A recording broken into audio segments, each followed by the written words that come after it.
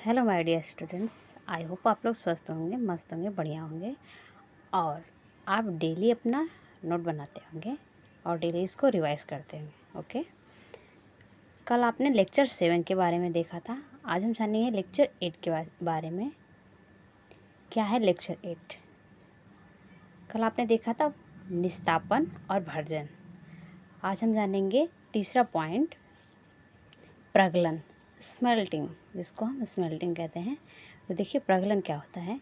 निस्तापन तथा भर्जन क्रिया के उपरांत प्राप्त अयस्क को कोक तथा उचित गालक के साथ मिलाकर मिश्रण को उच्च ताप तक गर्म करके गलाने की क्रिया को हम प्रगलन कहते हैं।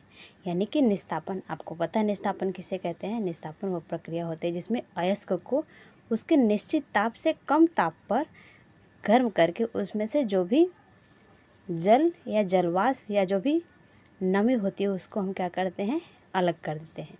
और भर्जन में हम क्या करते हैं, अयस्क को वायु की उपस्थिति में हम क्या करते हैं, गलाते हैं, जिसको हम भर्जन कहते हैं। ओके, तो निस्तापन तथा भर्जन क्रिया के उपरांत मतलब बाद में, निस्तापन तक भर्जन क्रिया के बाद जो अयस्क प्राप्त होते हैं उनको कोक तथा उचित गालक के साथ, अब कोक और गालक क्या हैं, ये दोनों ऐसे पदार्थ हैं जो धातु निष्कर्षण के समय उनको यूज़ किया जाता है, के साथ मिलाकर मिश्रण को उच्च ताप तक गर्म करके गलाने की प्रक्रिया को हम प्रगलन कहते हैं। यानी कि निस्तापन तथा भर्जन क्रिया के उपरांत जो अयस्क होते हैं उनको गालक तथा कोक के साथ मिलाकर मिश्रण को उचित ताप तक गर्म करके गलाने की इस प्रक्रिया को हम प्रगलन कहते हैं।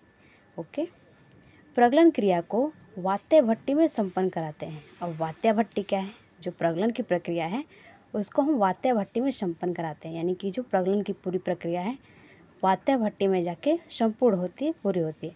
वात्य भट्टी उसे हम कहते हैं जिसमें हम अयस्क से हम आयरन को यानी कि लोहे को अलग करते हैं। ओके, इस क्रिया में कोक प्रायः अपचायक का कार्य करता है तथा अयस्क को गलित धातु में परिवर्तित कर देता है। क्या कह रहा है, इस प्रक्रिया में यानी कि ये जो प्रगलन की प्रक्रिया है इसमें कोक अपचायक का काम करता है, कार्य करता है तथा अयस्क को गलित धातु में परिवर्तित करता है। यानी कि इसमें प्रगलन की प्रक्रिया के बाद जो हमें अयस्क प्राप्त होते हैं उनको किस रूप में कर देता है, यानी कि उसको गलाकर धातु में परिवर्तित कर देता है, गलित धातु में परिवर्तित कर देता है। ओके, उदाहरण की बात करें तो क्या है, हेमेटाइट, जिसका फॉर्मूला होता है Fe2O3 से आयरन की प्राप्ति के सांद्रित निस्तापित एवं भर्जित अयस्क में कोक तथा चूने का पत्थर मिलाकर वात्य भट्टी में गर्म करते हैं।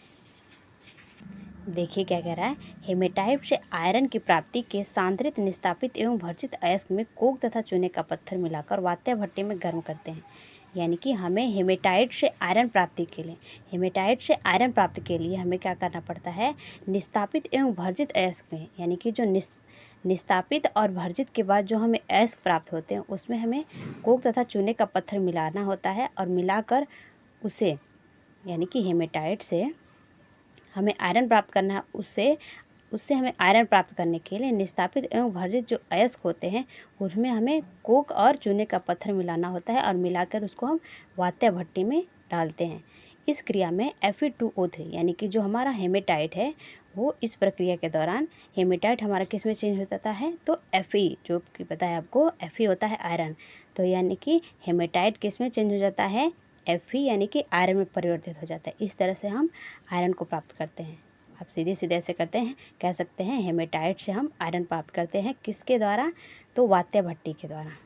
ओके, देखिए यहाँ पर कैसे प्राप्त करते हैं हेमेटाइट से आयरन को, Fe2O3 plus 3C 2Fe plus 3CO। इस तरह से क्या होता है, इसमें हेमेटाइट को कार्बन के साथ जब अभिक्रिया कराई जाती है तो 2 आयरन मिलते हैं और CO होता है कार्बन मोनोऑक्साइड के 3 अणु मिलते हैं।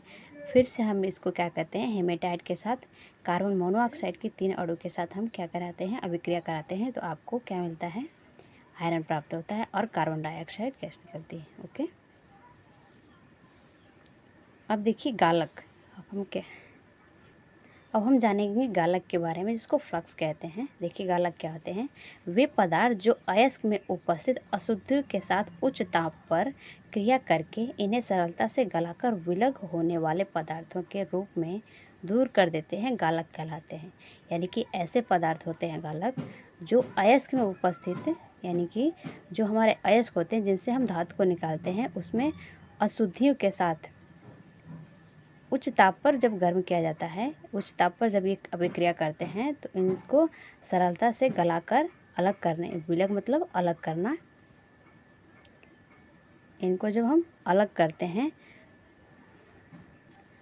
हम ये कह सकते हैं गालक वे पदार्थ होते हैं जो अयस्क में उपस्थित जो अशुद्धियाँ होती हैं, उन अशुद्धियों को जब हम उच्च ताप पर अभिक्रिया कराते हैं, उनसे जो हमें पदार्थ प्राप्त होते हैं वो गालक कहलाते हैं। ओके, देखिए गालक कहलाते हैं। सरलता से गलकर अलग होने पदार्थों को धातुमल कहते हैं।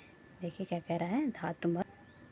धातुमल क्या कहलाते हैं, यानी कि जो गालक के द्वारा, यानी कि गालक की प्रक्रिया के द्वारा जो हमें पदार्थ प्राप्त होते हैं उन्हें हम धातुमल कहते हैं। आप सीधे सीधे कह सकते हैं धातु वे पदार्थ होते हैं जो गालक के दौरान, यानी कि अशुद्धियों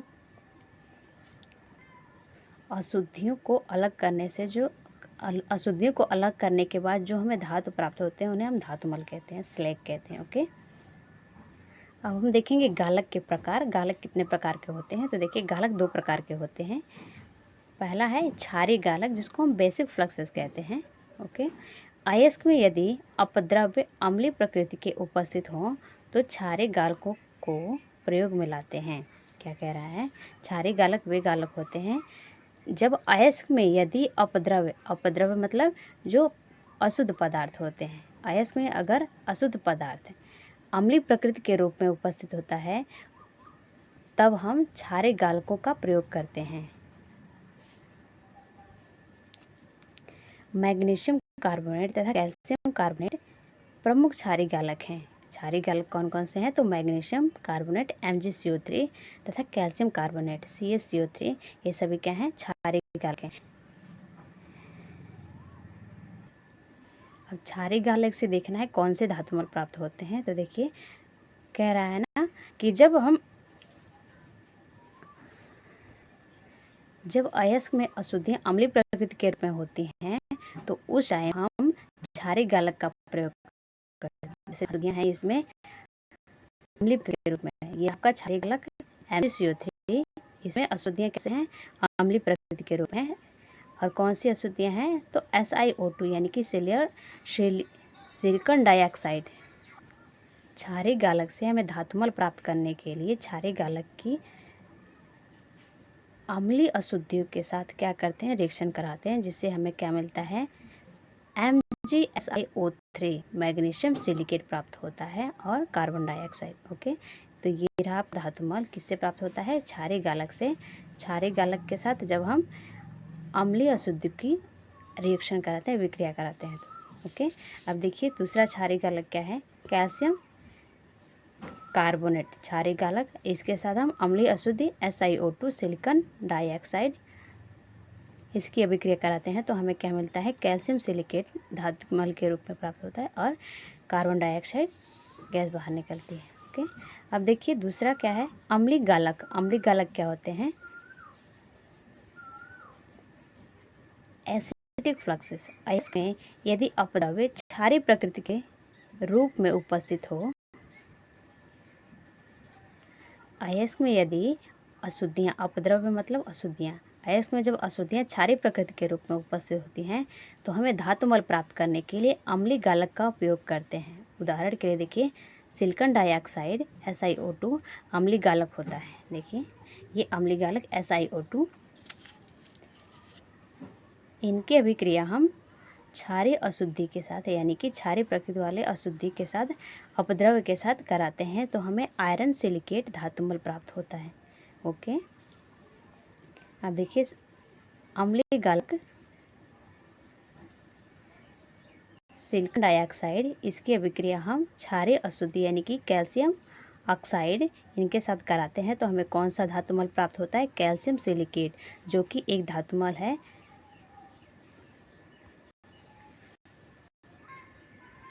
जो हमें क्षारीय गालक से प्राप्त होते हैं। तो आप समझ गए होंगे क्षारीय गालक क्या होते हैं और अम्लीय गालक क्या होते हैं। क्षारीय गालक वे गालक होते हैं जिसमें अयस्क के साथ अम्लीय प्रकृति की अशुद्धियों किया जाता है, विक्रिया कराया जाता है और उससे हमें क्या प्राप्त होते हैं, क्षारीय गालक। और उस क्षारीय गालक से हमें धातुमल प्राप्त होते हैं। अम्लीय गालक में जस्ट उसका अपोजिट होता है, जब अशुद्धियाँ अयस्क के साथ क्षारीय प्रकृति के रूप में होती हैं और उनका जब रिएक्शन कराया जाता है तो उससे हमें धातु मल प्राप्त होते हैं, जिन्हें हम अम्लीय गालक कहते हैं। ओके स्टूडेंट, आई होप आपको ये वीडियो पसंद आया होगा। अगर आपको हमारा वीडियो पसंद आया तो वीडियो को लाइक, चैनल को सब्सक्राइब करना ना भूलें। Thank you students.